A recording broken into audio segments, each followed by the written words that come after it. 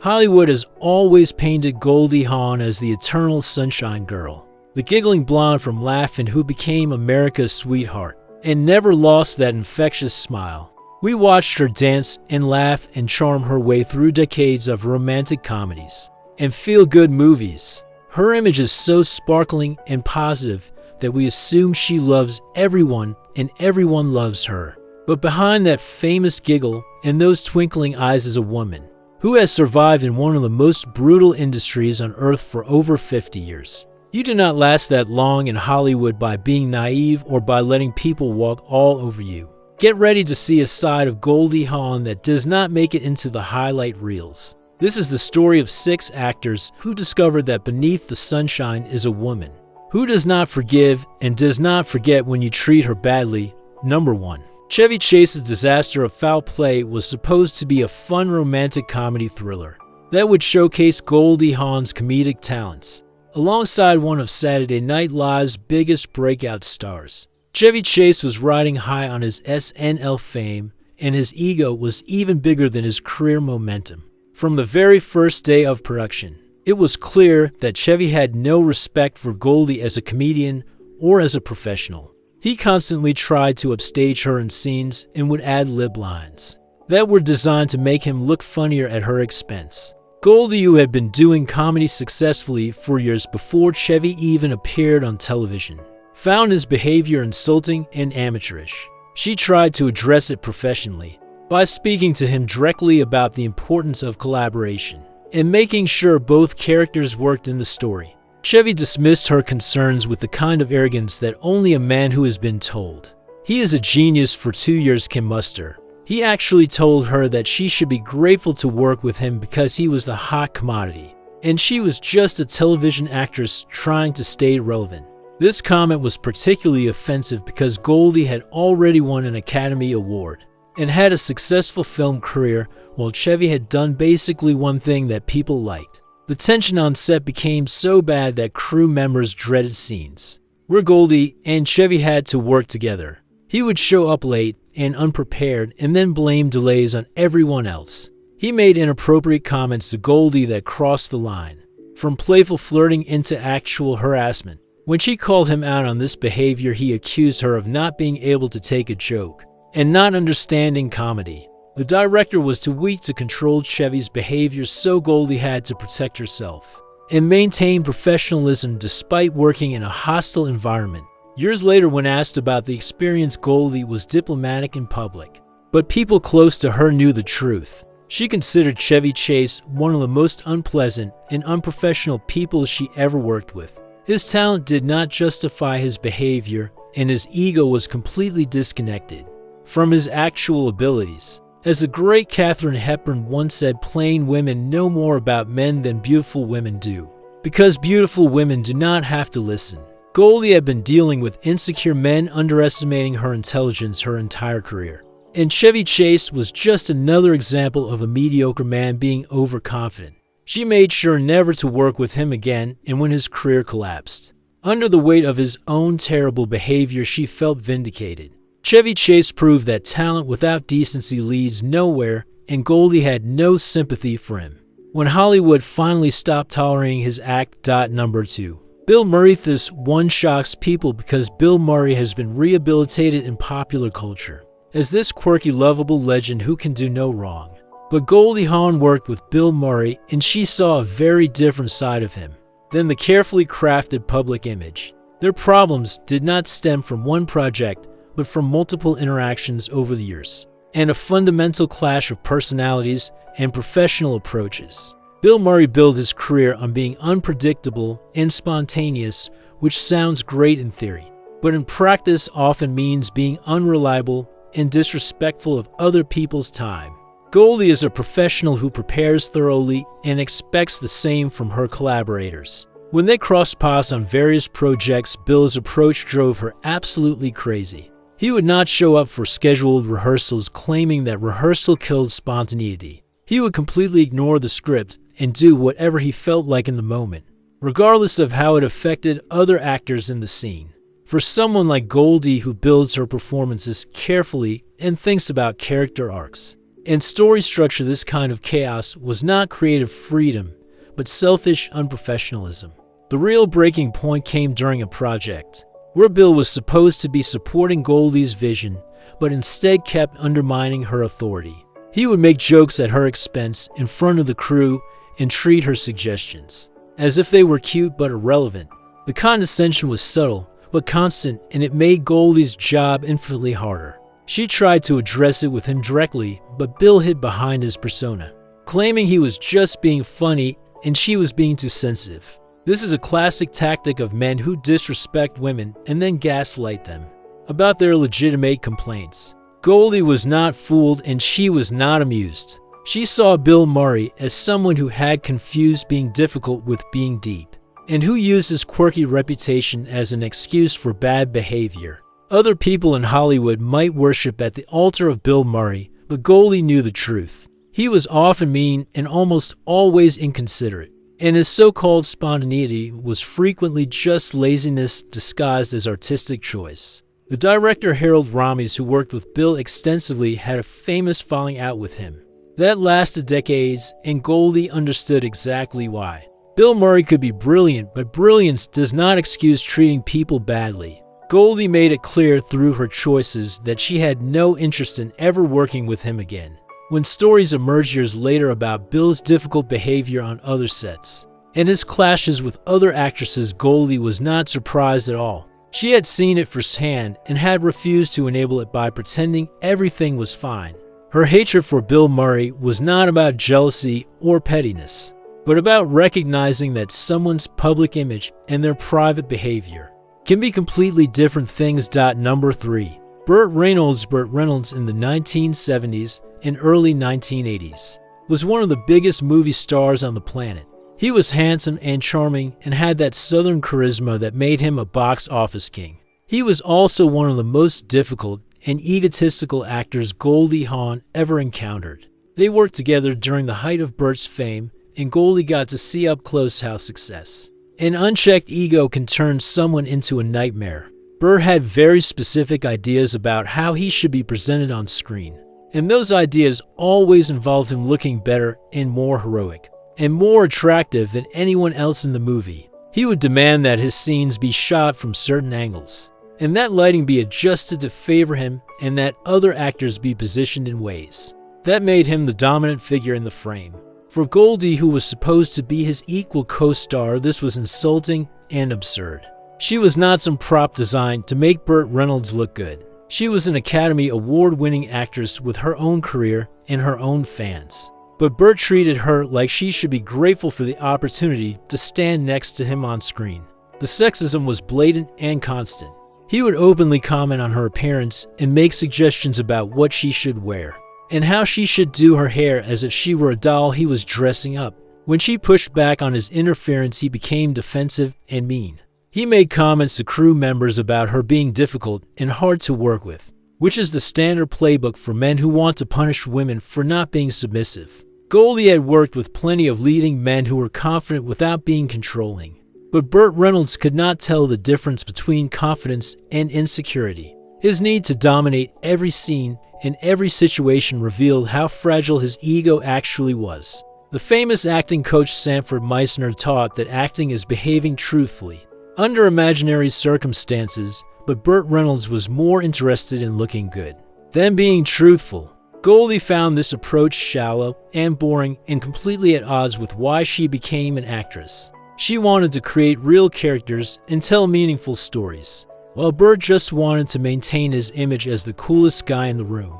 Their relationship deteriorated to the point where they would only speak to each other when cameras were rolling. Off camera, they avoided each other completely. Years later, when Burt's career fell apart due to bad choices and changing tastes, Goldie felt no sympathy. She had seen his arrogance and his disrespect, and she knew that pride comes before a fall. Burt Reynolds treated people as if they were beneath him, and when Hollywood moved on from him, he learned the hard way that nobody is irreplaceable. Goldie's hatred for Burt was about more than personal conflict. It was about rejecting the kind of toxic masculinity that treats women as accessories rather than equals. Number 4. Donald Sutherland is one of the most respected actors of his generation, with a career spanning 6 decades and countless memorable performances. But respect for his talent does not mean he was easy to work with, and Goldie Hawn discovered that Donald could be incredibly difficult in ways that were infuriating and exhausting. Their conflict was less about overt bad behavior and more about incompatible working styles, and Donald's tendency toward pretentiousness that drove Goldie crazy. Donald Sutherland is a serious actor who approaches every role with intense preparation and intellectual analysis. He wants to discuss character motivation and thematic significance, and the deeper meaning of every scene. This approach can produce great work, but it can also be exhausting when you are trying to make a movie on a schedule and a budget. Goldie is also a serious actress, but she balances that seriousness with pragmatism and understanding that filmmaking is a collaborative business, not just an art project. Donald often acted as if commercial considerations were beneath him, and that anyone who thought about things like pacing or audience appeal was selling out. This attitude created constant tension with Goldie, who believed you could make art that was also entertaining and accessible. Donald would want to rehearse scenes endlessly and discuss every possible interpretation, and try different approaches even when what they already had was working perfectly fine. Goldie would watch the clock and think about the crew standing around waiting, and the production costs piling up, and wonder why Donald could not just make a decision and move forward. She felt he used intellectualism as a shield to avoid committing to choices, and that his endless analysis was often just a form of insecurity. The real problem came when Donald would dismiss Goldie's input by suggesting she did not understand the deeper layers of what they were doing. The condescension was maddening.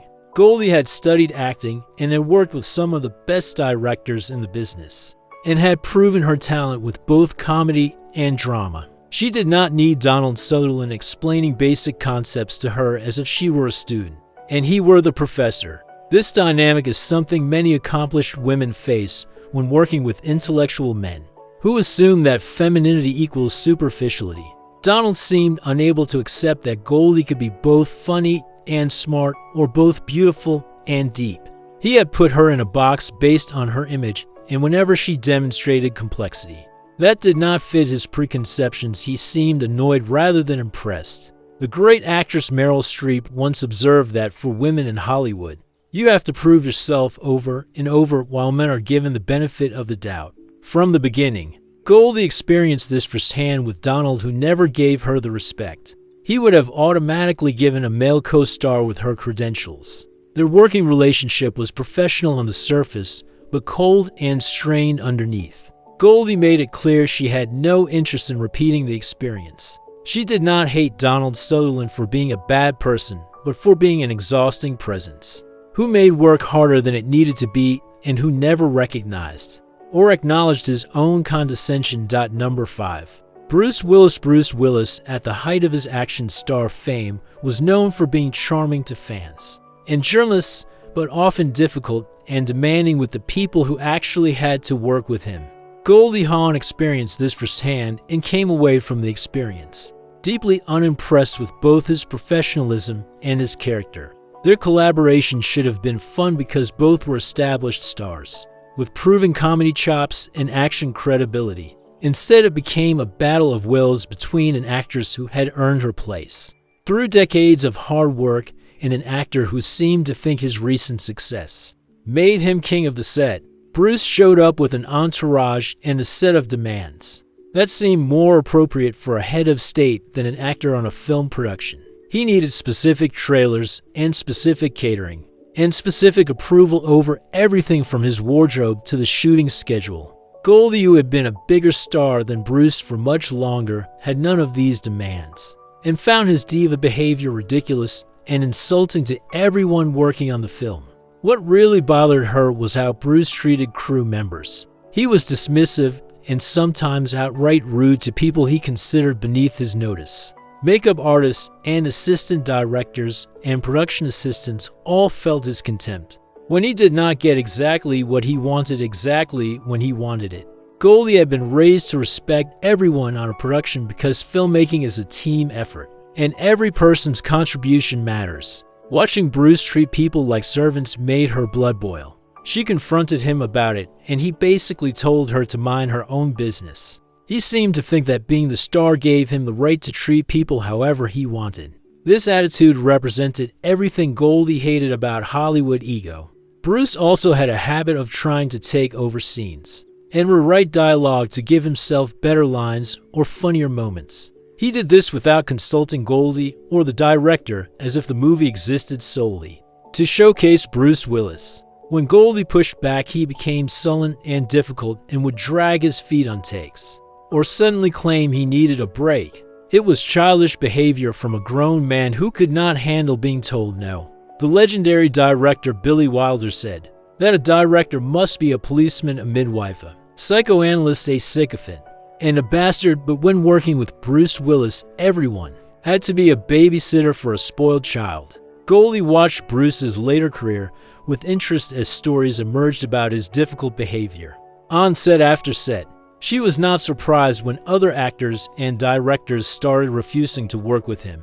She had seen it coming because she had experienced it herself. Her hatred for Bruce Willis was not personal in the sense of some deep betrayal, but professional in the sense that he represented everything wrong with celebrity culture, where fame is confused with importance and success is used as an excuse for bad behavior. Goldie made sure their paths never crossed professionally again, and she had no regrets about that decision. Number 6. Tom Sizemore. Tom Sizemore is the darkest entry on this list because, unlike the others, whose problems were ego and unprofessionalism, Tom's issues involved actual misconduct and behavior that crossed into illegality. Goldie Hawn's experience with Tom Sizemore left her not just angry, but genuinely disturbed by what Hollywood was willing to tolerate from men who were considered valuable to productions. Tom was a talented character actor who had substance abuse problems and anger issues that were well known throughout the industry. When Goldie worked with him, she witnessed firsthand how his demons affected everyone around him. He would show up to set high or drunk and be unable to perform his scenes properly. This meant other actors had to wait while he pulled himself together or had to do multiple takes, because Tom could not remember his lines or hit his marks. But the substance abuse, while frustrating, was not what made Goldie hate him. What crossed the line was his treatment of women on set. Tom made inappropriate comments and invaded personal space and created an environment that was hostile and uncomfortable for actresses and female crew members. When Goldie witnessed this behavior, she reported it immediately, but was told that Tom was going through a difficult time and that everyone needed to be patient and understanding. This response infuriated her. If a woman showed up drunk or made sexual comments to co-workers, she would be fired immediately. But Tom Sizemore was given chance after chance because his talent was considered more important than the safety and dignity of the women he was harassing. Goldie refused to accept this double standard. She demanded that action be taken, and when it was not, she made it clear she would never work with Tom again and would actively oppose any project that enabled his behavior. Years later, when multiple women came forward with allegations against Tom Sizemore, including serious accusations of assault and abuse, Goldie felt vindicated, but also angry. She had tried to warn people and had been dismissed as overreacting or being difficult. The famous quote by Edmund Burke reminds us that the only thing necessary for the triumph of evil is for good men to do nothing. Goldie had refused to do nothing, but the good men around her had chosen protecting a production over protecting women, and that failure haunted her. Her hatred for Tom Sizemore was different from her feelings about the others on this list. With them, it was about ego and professionalism. With Tom, it was about something much darker. It was about an industry that protected predators and punished the women who spoke up against them. Goldie used her experience with Tom to become an advocate for better protections for women in Hollywood long before Me Too made it a mainstream conversation. She knew that hating Tom Sizemore was not enough. The system that protected him had to change.